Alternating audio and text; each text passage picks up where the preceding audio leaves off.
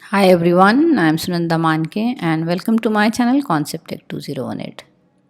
This is a walkthrough video on 8086 and it covers all aspects related to 8086.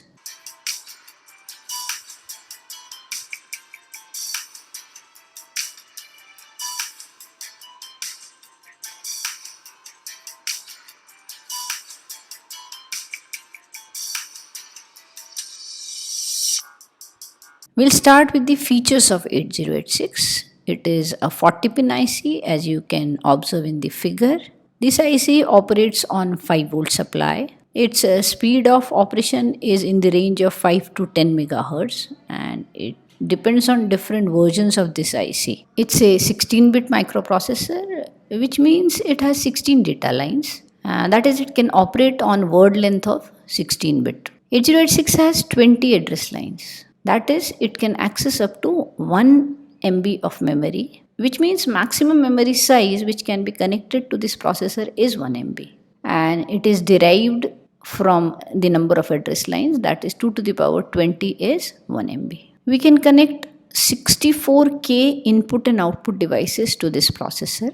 This processor has 14 registers and each register is 16-bit long. 8086 operates in two modes, minimum mode and maximum mode.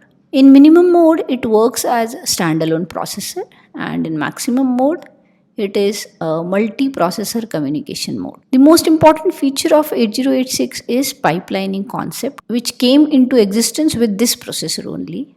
And to implement this concept, 8086 has 6-byte prefetch queue. Let's see its internal architecture. The architecture is divided into two blocks, bus interface unit and execution unit, as you can observe in the figure. The bus interface unit contains instruction queue, segment registers, instruction pointer and address adder, whereas the execution unit contains control circuitry, instruction decoder, arithmetic logic unit, that is ALU, pointer and index registers and flag register. Let's see it in little detail. The bus interface unit provides a full 16-bit bidirectional data bus and 20-bit address bus. BIU is responsible for performing all external bus operations. It uses instruction stream queue, as you can observe in the figure, to implement pipeline architecture. 6 bytes of instruction codes are prefetched and put in this queue. The bus interface unit also contains a dedicated adder which is used to generate 20-bit physical address, which is given on the address bus. The bus interface unit also generates control signals such as memory read, memory write, IO read and IO write signals. Coming to execution unit, it extracts instruction from the top of the queue. It decodes the instructions and then it generates operands if necessary. It passes the operands to the bus interface unit and it requests bus interface unit to perform read or write operation as specified by the instruction on the operands. Now during the execution of the instruction, execution unit tests the status and control flag and it updates them based on the result of the execution of the instruction. If the queue is empty, the execution unit waits for the next instruction byte to be fetched and shifted to the top of the queue. When the execution unit executes a branch or jump instruction, then it transfers control to another location which is basically given in the instruction itself. So whenever this happens, the bus interface unit automatically resets the queue and it begins fetching the instruction from this new location to refill the queue. So bus interface unit is performing these operations. It is fetching the instruction, reading and writing the operands from memory, and it calculates the address of the memory operand. Whereas the execution unit executes instruction from the instruction system byte queue. The important part is both these units, they operate asynchronously, which gives 8086 an overlapping instruction fetch and execution mechanism, and that is called pipelining. As both BIU and EU are working simultaneously, this results in efficient use of the system bus and improves system performance.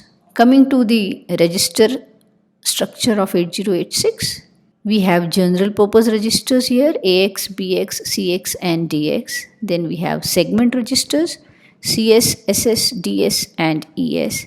Index registers, BP, SP, SI, DI. Status and control registers, which includes flag register and instruction pointer. Let's discuss all these registers one by one. We'll start with general purpose registers. These registers are normally used for storing temporary results.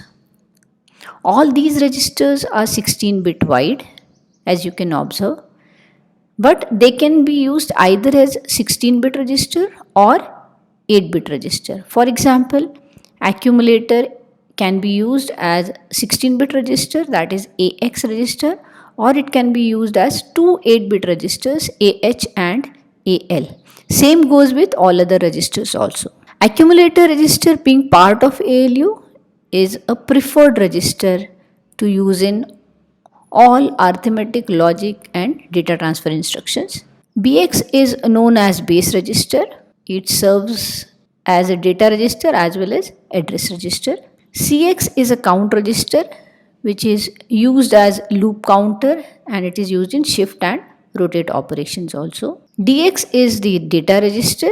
It is used in multiplication and division operation, and additionally it is used in IO operations. Coming to the details of the flag register, it's a 16-bit register. It contains 6 status flags and 3 control flags. It basically is a flip-flop which indicates some condition produced by execution of instruction or controls certain operations of the EU.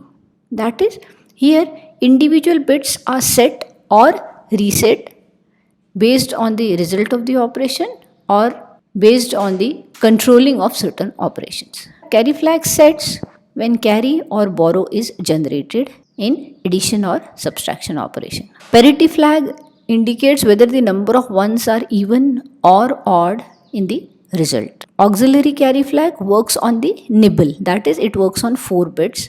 So whenever carry is generated in D3 bit, then this flag sets and it is used by the processor in BCD operations. 0 flag indicates that the result of the operation is 0. That is, whenever the result of the operation is 0, this flag becomes 1, it sets. Sign and overflow, these two flags are used in signed operation. Sign flag indicates whether the number is positive or negative. It sets whenever the number is negative.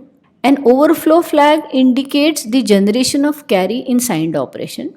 That is, carry is generated on D6 bit for 8-bit operation or D14 bit in 16-bit operation, as MSB indicates the sign of the number in signed operations. Coming to control flags, the first is the direction flag. Direction flag is used with string operations. Whenever the flag bit is 0, then string is processed from lowest address to highest address, that is, it is in auto increment mode. And when this bit is 1, it is auto decrement mode, which means the string operation starts from the highest address and goes to lowest address. The trap flag is set, then processor enters single step execution mode, which means that a trap interrupt is generated after execution of each instruction. Lastly, the interrupt flag. Whenever this flag is set, maskable interrupts are enabled and recognized by the processor. Coming to pointer, index and segment registers, all these registers are 16-bit wide, but they cannot be used as 8-bit registers as we were using in general purpose register case, because all these registers are memory pointers. 8086 has segmented memory. That is, the total 1 MB memory is divided into 16 logical segments and each segment is 64 KB size. Now the segment register here contains the starting address of a segment, whereas the index registers have the corresponding offset address. We have 4 segment registers here. Code segment register stores the starting address of the segment where the actual code is stored. Similarly, stack segment keeps stack data and stack segment register points to its location.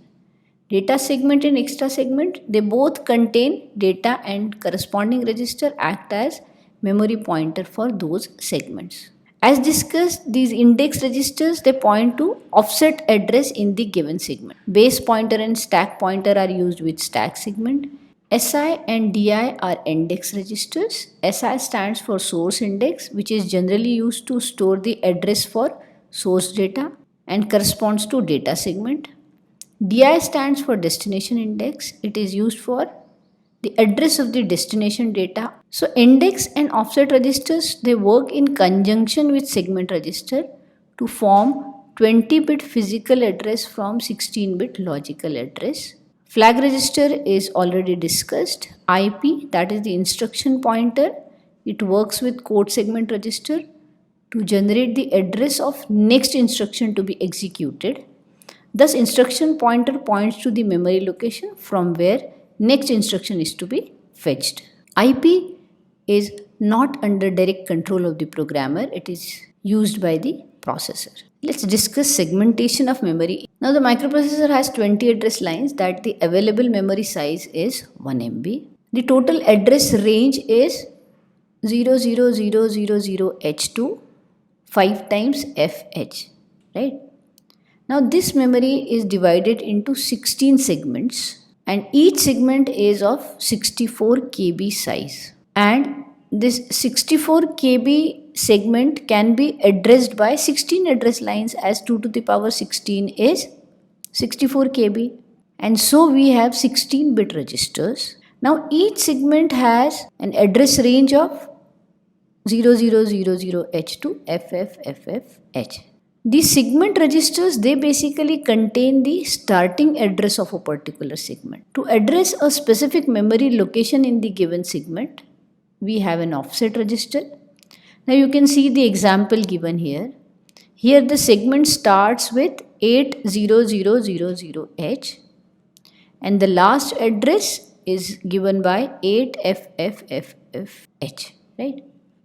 Now here the value of the segment register will be 8000H, whereas the offset register will have one of the addresses from 0000 to FFFFH. Thus, by using 16-bit register, we can address memory having 20-bit address. Now, what is the advantage of this segmentation process? The first one is we are using 16-bit address to generate address for 1 MB memory, which actually requires 20 address lines. Secondly, it allows placing of code, data and stack of the same program in different segments, thus allowing code and data protection. And lastly, it allows placing of code and data in different areas of memory. That is, we have a provision of relocation if we use segmentation. So to summarize segmentation, each segment is of size 64 KB. Number of possible segments are 16, although at any point of time we can address only 4 segments because we have only 4 segment registers. Memory pointer registers, that is segment and offset registers, are 16-bit wide. Thus, logical address is 16-bit wide, whereas physical address is 20 bits long. So, each segment has 2 addresses. One is the base address, which is actually the starting address of the segment, which is stored in the segment register. And another is offset address, which is stored in offset or index register.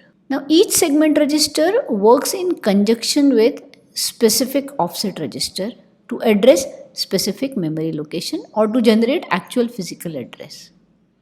Now this table here shows the segment and corresponding segment and offset registers. Code segment stores the code and corresponding registers are code segment register and instruction pointer register. Similarly, data segment is paired with source index register, extra segment with destination index register, and stack segment is paired with either stack pointer or base pointer. And how the address is written? CS colon IP, and similarly all other pairs are mentioned here. Now how the physical address is generated from logical address? So let's see here. How do we specify a logical address? It is segment colon offset, right? Now physical address is obtained by shifting the segment address 4 bits to the left and then adding the offset address to it. Let us take an example. We have an example address as A4F0 colon 4872. A4F0 is the segment address, 4872 is the offset address. So first of all, we'll append A4F0 with 10. So basically we have shifted A4F0 by 4 bits and then we have added a 0 to it, and then we add offset address to it, and finally the address generated is A9772. Now this conversion of logical address to physical address, it is done in bus interface unit. An adder is present in the bus interface unit, as I told you in the architecture part. And this adder, what it is doing, it adds both logical addresses and it generates physical address. Coming to the pin diagram of 8086, as discussed, it's a 40 pin IC. It has multiplexed address data bus AD0 to AD15. Then it has higher order address bus A16 to A19. So total number of address lines are A0 to A19 and total number of data lines are D0 to D16. Then some externally initiated signals are there. Then we have a pin for selection of the mode, control and status signals, and lastly power and clock signals. So basically the different signals are divided into these groups and we'll discuss them one by one. We'll start with power and ground signal. We have ground connection on pin number 1 and pin number 20. 5V power supply is to be connected to pin number 40. Clock input with 33% duty cycle is to be connected to pin number 19. We can restart or initialize 8086 by applying a high signal on the reset pin. This reset pin should be high for minimum 4 clock cycles to be recognized. When 8086 resets, all registers reset to 0 value except code segment register. Its reset value is FFFFH. Which means microprocessor jumps to FFFF0 location when we reset it. Next group of signal is address and data bus. As we know, we have multiplexed address data bus AD0 to AD15 as shown here. Multiplexing of address data bus is done to reduce number of pins in the IC. We can demultiplex, that is separate address bus from the data bus with the help of address latch enable, that is ALE, which is on pin number 25. When this pin is high, we have address on multiplexed address data bus. Otherwise, we have data on it. A16 to A19 address lines are multiplexed with status signal S3, S4, S5 and S6. Similar to address data bus, when 8086 makes ALE high, there is address on these lines, otherwise they are treated as status signals. Now let's see the information contained in status signals. S6 is at logic 0, that is, it doesn't contain any information. S5 indicates the condition of interrupt flag. S4 and S3 bit, they indicate the segment register which is being used by 8086 in the current bus cycle. 00 means extra segment is being used, 01 is for stack segment, 10 is for code segment or no segment in use, and lastly 11 means microprocessor is presently working with data segment. Coming to the interrupts, the hardware interrupts which are available here, the first one is NMI, that is non-maskable interrupt. It is edge triggered interrupt and normally used in emergency application as it needs to be served when detected. Second interrupt is INTR, which is a maskable interrupt. As it is a non-vectored interrupt, interrupt acknowledgement INTA bar is generated by the processor on pin number 24. This INTA bar is used as a read signal to read the vector location for this interrupt. Next pin to discuss is BHE bar S7. S7 is always 1, that is, it is not used in 8086. BHE stands for bus high enable. It's an output pin. When processor makes this pin low, it is an indication that data is available on higher order data bus D8 to D15. This pin basically is used in conjunction with A0 line as shown here to read or write either the whole word, that is D0 to D15, or writing or reading lower order data bus or higher order data bus. Then we have test bar signal. Test bar signal basically is examined by wait instruction. If we write wait instruction and test bar pin is low, execution will continue, and if test bar pin is high, the processor remains in wait state. Similarly, we have a ready signal. Ready signal is basically an acknowledgement from the slower memory device or IO devices, and they indicate that they have completed the data transfer. It's an active high pin, it's an input pin to the processor, and a low value on this pin introduces basically wait state in the microprocessor. Now this slide shows how data and address bus are connected to the peripherals. First of all, we'll start from the top. We have IC244. It's a buffer IC which is used to buffer the control signals read bar, write bar and M/IO bar. Then in the diagram we have 3 latches 373. All these latches are used to demultiplex or separate address from the data. All these ICs, as you can observe, they are using ALE signal for latching the address.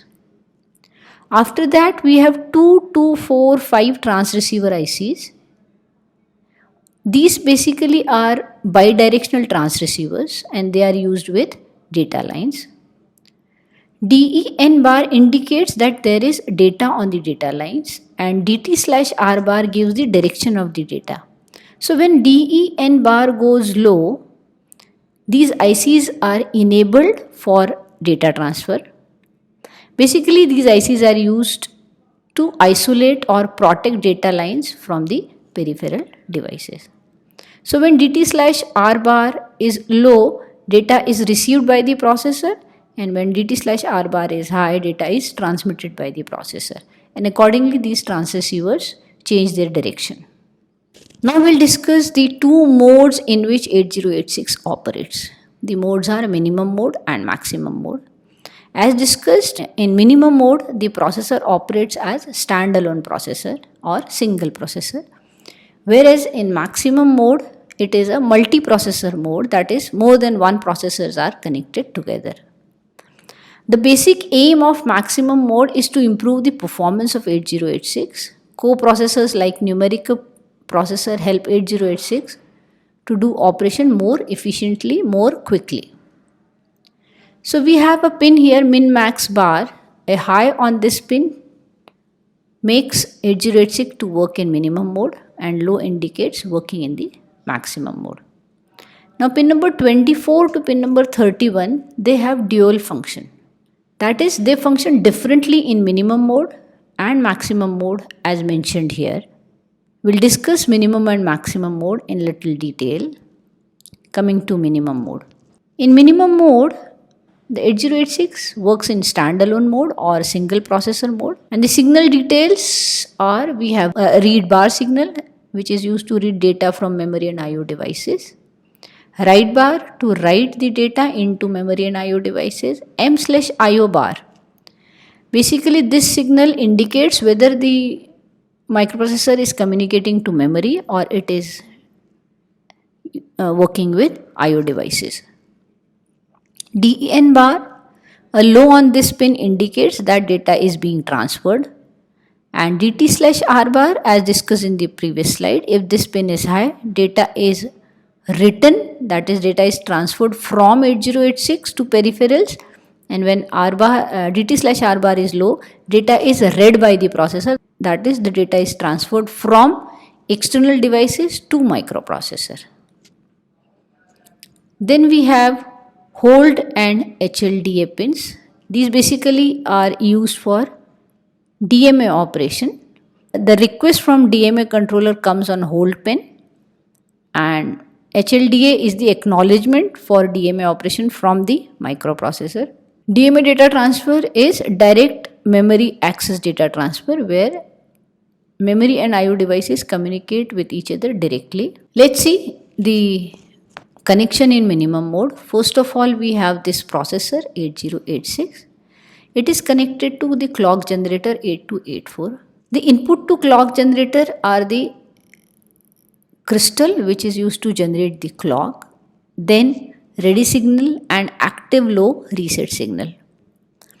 This IC gives clock input to the processor plus active high reset signal and ready signal, which is generated by the peripheral devices.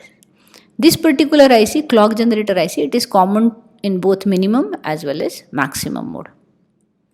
After that, we have latches, which is used to separate address and data bus. These latches use ALE signal for this purpose. Then we have transceiver ICs, through which data bus is connected to peripheral and memory devices. As shown, we have RAM, both read and write bar are connected. ROM, where only read bar signal is connected, which is connected to OE bar fin, output enable bar. So we can only read from the ROM IC. Then chip signal CS bar is used for address decoding. IO devices have both read bar and write bar signal. So this is how the connections are there in the minimum mode. Coming to maximum mode, it's a multiprocessor configuration mode where either a numeric processor like 8087 or any other processor can be interfaced to 8086. The memory, address bus and data bus, they are shared resources between these processors, between two processors, and so they are called global resources. We need to have control signals in maximum mode operation, and they are generated by a bus controller chip. So we need to connect an additional 8788 chip in maximum mode, and this chip basically uses the status output S0 bar, S1 bar and S2 bar from the processor, and it generates the control signals like DEN, DT slash R bar, IO read, IO write, memory read and memory write signal plus ALE signal as well. Now here are the signals which are used in maximum mode. The most important signals are S2 bar, S1 bar and S0 bar. These signals are used by 8288 bus controller to generate control signals in maximum mode. And you can observe here table. The table shows details of these pins for different machine cycles and corresponding signal generated by the controller. Additionally, the bus controller generates ALE, DEN and DT slash R bar signals for operation. Then we have request and grant pin. These are bidirectional DMA request and grant pins, and they are used by other processors in maximum mode to force the master processor to release the local bus at the end of the current bus cycle. Then we have lock bar signal. This pin is used by the master processor to prevent other processors from gaining the system bus. Whenever a microprocessor is doing some urgent or important work, it makes this pin low so that it can complete the task without interference from the other processors. So it basically locks all peripheral devices of the system. Then we have Q pins. Basically, these lines give information about the status of the code prefetch queue, the status of the queue, As shown in the table, when both are low, no operation is being performed. 0 1, the first byte is taken from the queue. 1 0, queue is empty, and 1 1, subsequent byte is taken from the queue. This basically information, it is used by the numeric coprocessor, so it reads this information. Now we'll see the connection of maximum mode. You can see here, as before, we have the processor which is connected to the clock generator.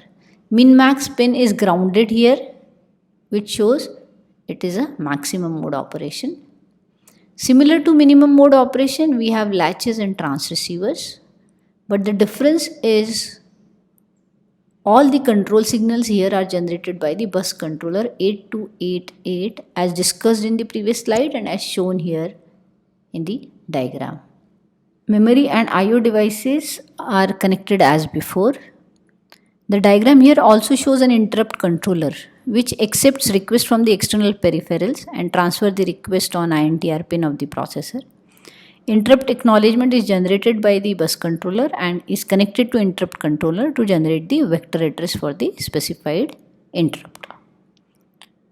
I hope everything is clear about 8086 to you. Thank you so much for watching this video. Please like, share and subscribe my channel Concept Tech 20184 for more such videos. Thank you.